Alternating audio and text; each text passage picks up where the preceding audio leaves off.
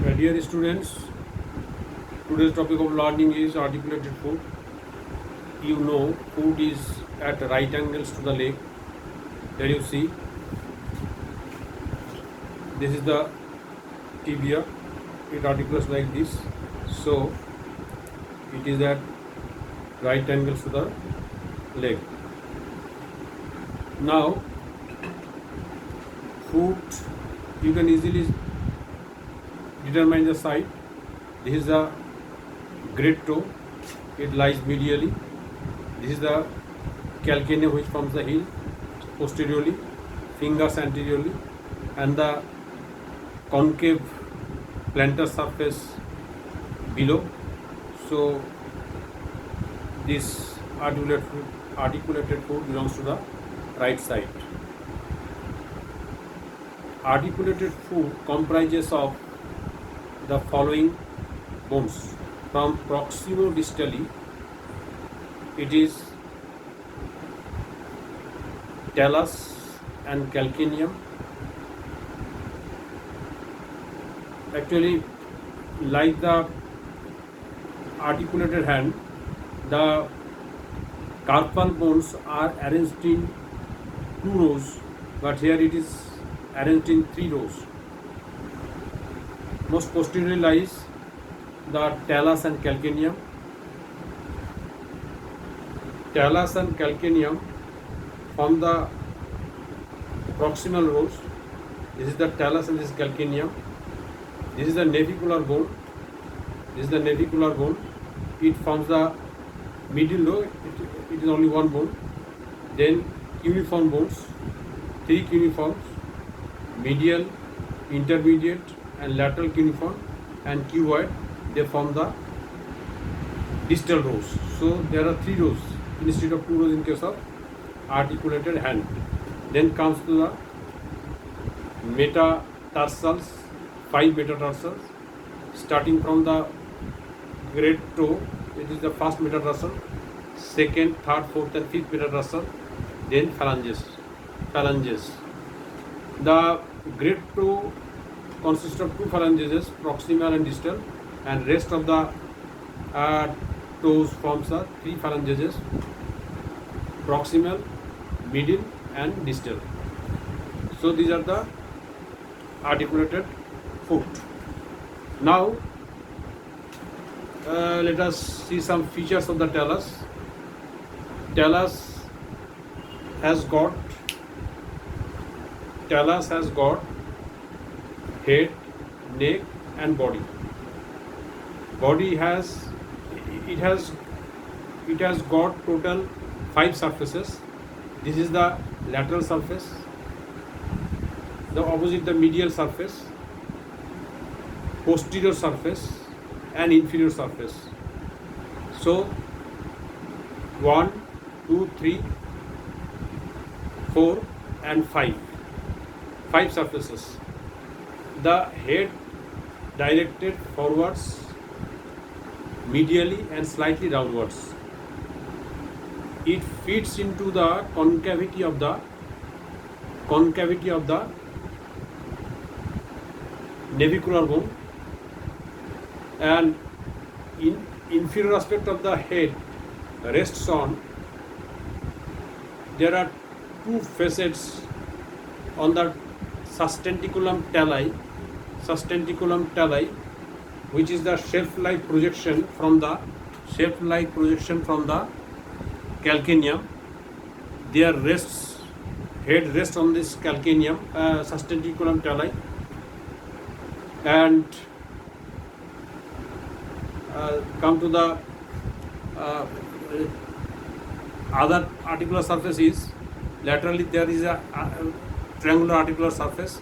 It articulates with the similar articular facet of the lower end of the fibula. Here you see, this is the triangular facet. It articulates like this, and on the medial aspect there is a comma-shaped articular facet. It articulates with the medial malleolus like this. So these form actually ankle joint. Now the joints it forms, the head.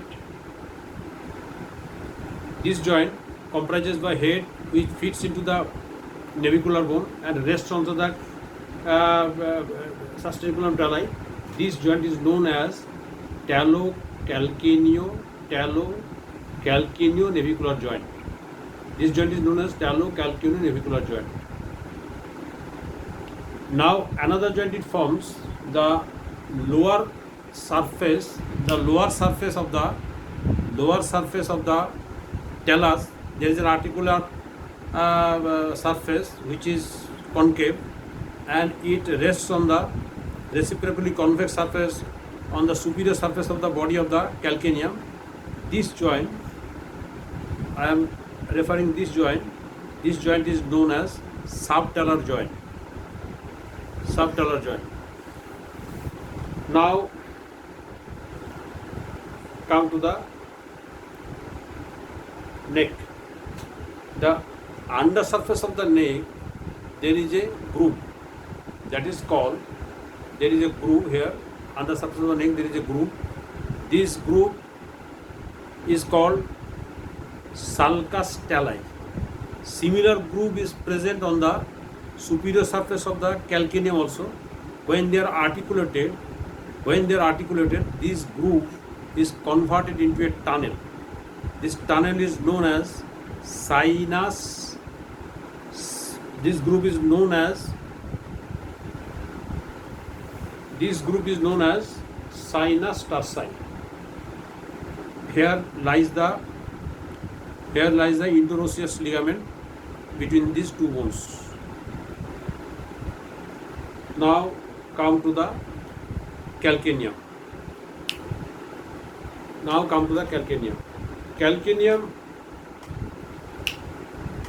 Calcaneum is directed forwards, laterally and slightly upwards. It has got following surfaces: anterior surface, posterior surface. This is the lateral surface. This is the medial surface. This is the inferior surface.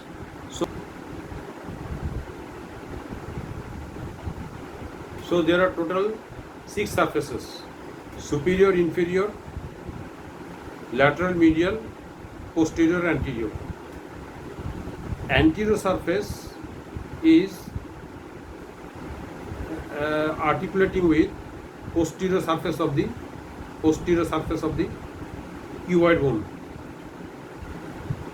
On the superior surface, at the middle of the superior surface of the calcaneum, there is a facet which is convex, and it fits with the concave surface on the undersurface, beneath the undersurface of talus, and from the subtalar joint. Posterior surface of the calcaneum, its middle third gives attachment to tendocalcaneus ligament. On the medial aspect of the calcaneum, there is a shelf-like projection which I have already told you, called sustaculum tali, which supports the head of the talus. And on the lateral surface, there is a tubercle. Here you see there is a tubercle. This tubercle is known as peroneal tubercle. Above the peroneal tubercle passes the peroneus brevis tendon, and below the peroneal tubercle passes the peroneus longus muscle. The surface which lies behind the articular surface, this surface actually occupied by some fibrofatty tissue and bursa, which lies between the tendocalcaneus and this posterior aspect of the talus. Now come to the Uh, navicular bone. Navicular bone has a tuberosity on its medial aspect. This tuberosity. This is the tuberosity of the navicular bone. This is the tuberosity of the navicular bone. This navicular bone, this tuberosity, one important ligament extends from the medial aspect of the sustentaculum tali up to the tuberosity of the navicular.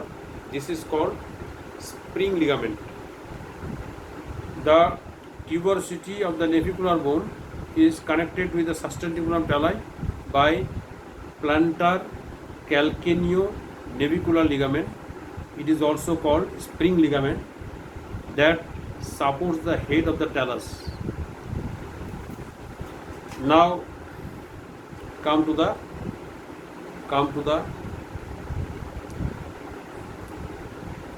cuboid.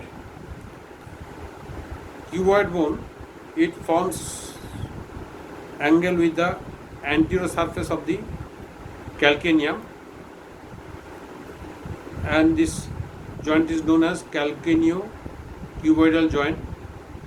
This calcaneo-cuboidal joint and talo-calcaneo-navicular joint, collectively known as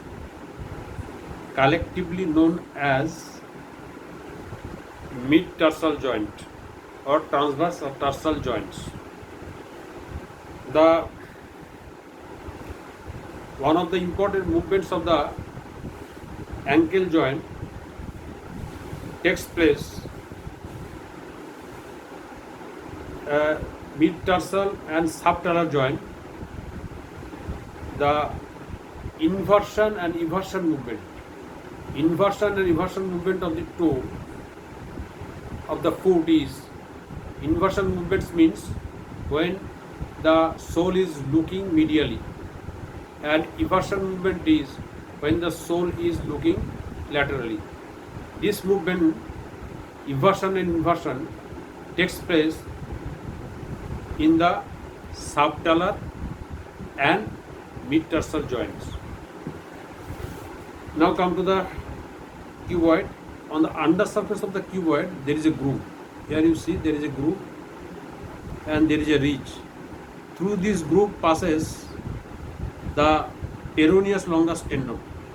This peroneus longus tendon passing through this groove are inserted into the base of the first metatarsal.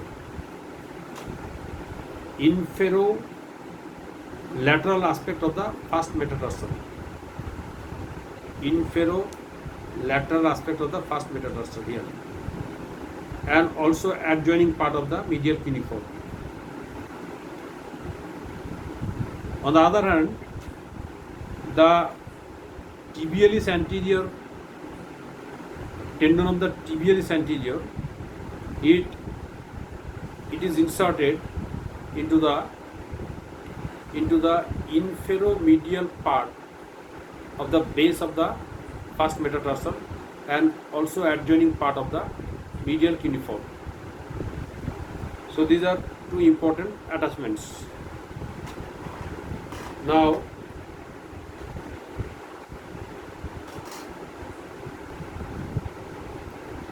on the posterior aspect of the talus, you see there is, on the posterior aspect of the talus, you see there is a groove.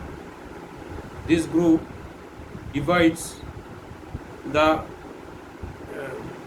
passage between the two tubercle, medial tubercle and lateral tubercle.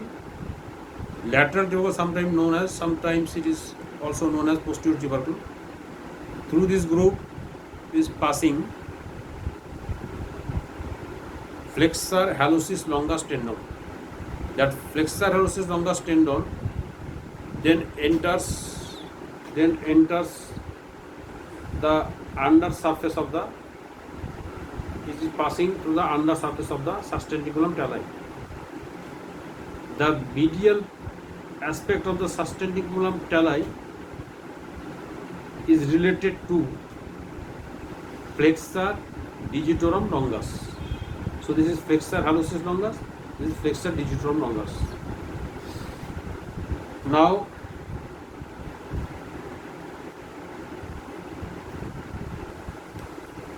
the undersurface of the tarsal bones, you see here, tibialis posterior muscles gives insertion to all the tarsal muscles, plantar aspect of the all the tarsal muscles except talus and bases of the first and second metatarsals. Only the middle three bases of the middle three metatarsals gives attachment to the tibialis posterior. Now the come to the some other muscles which is attached to the metatarsal. Either side of the adjacent side of the metatarsals there is attachment of the dorsal interossei. So there are total 4 dorsal interossei: first, second, third and fourth. We know dorsal interossei DAB, so they actually causes abduction of the digits. Now here abduction and adduction takes place along the axis of the second metatarsal. In case of hand it was third metatarsal, but here is it second metatarsal. Along this abduction and adduction movement will occur along this in respect of this axis. So now you see where it will be inserted.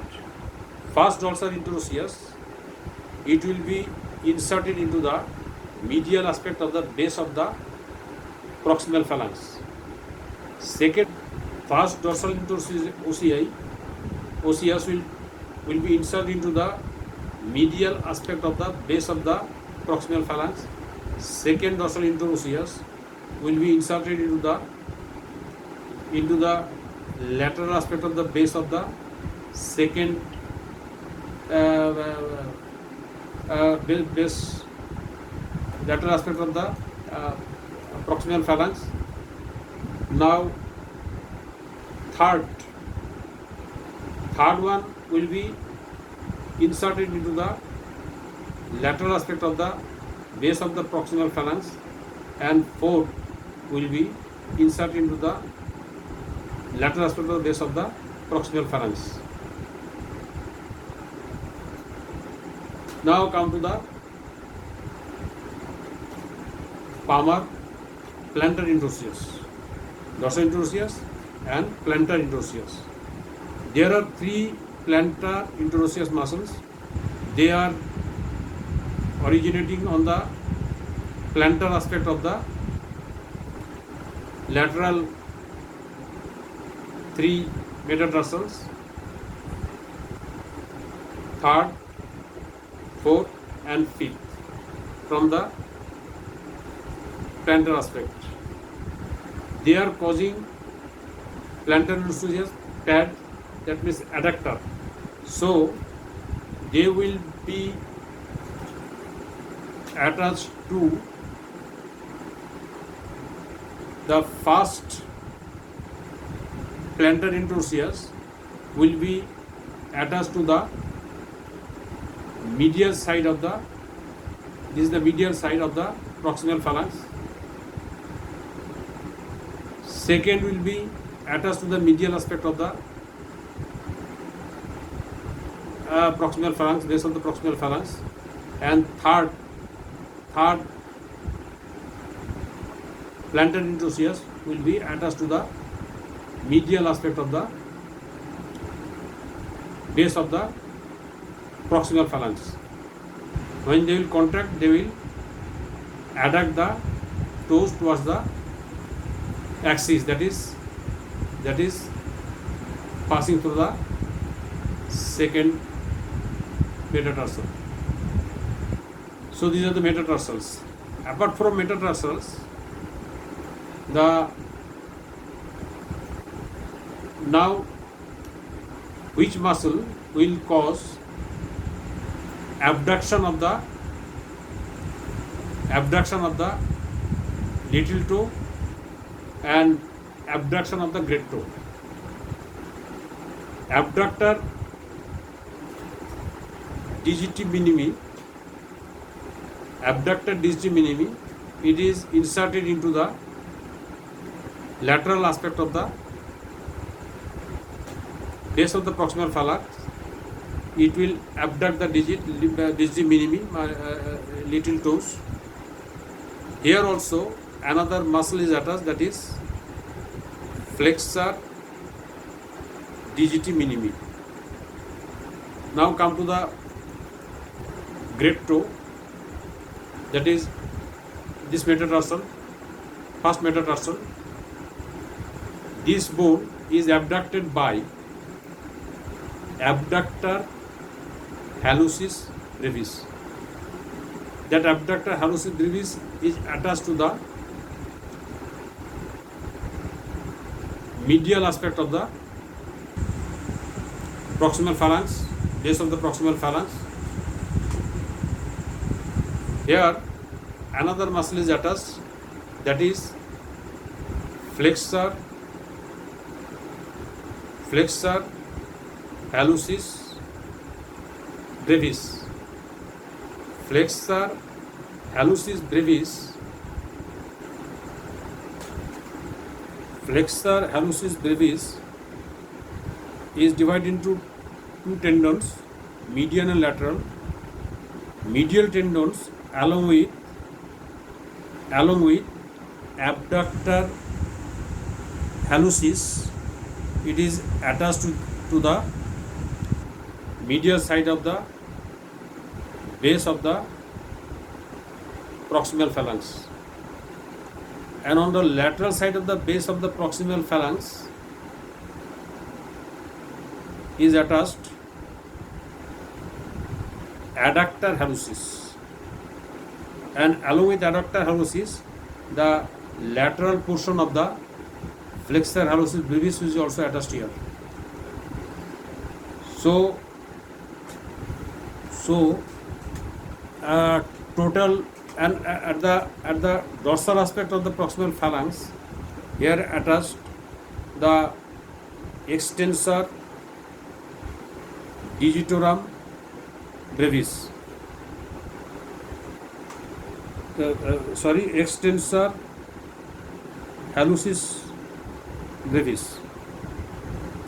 So these are the muscular or tendon of the muscles attached to the great toe.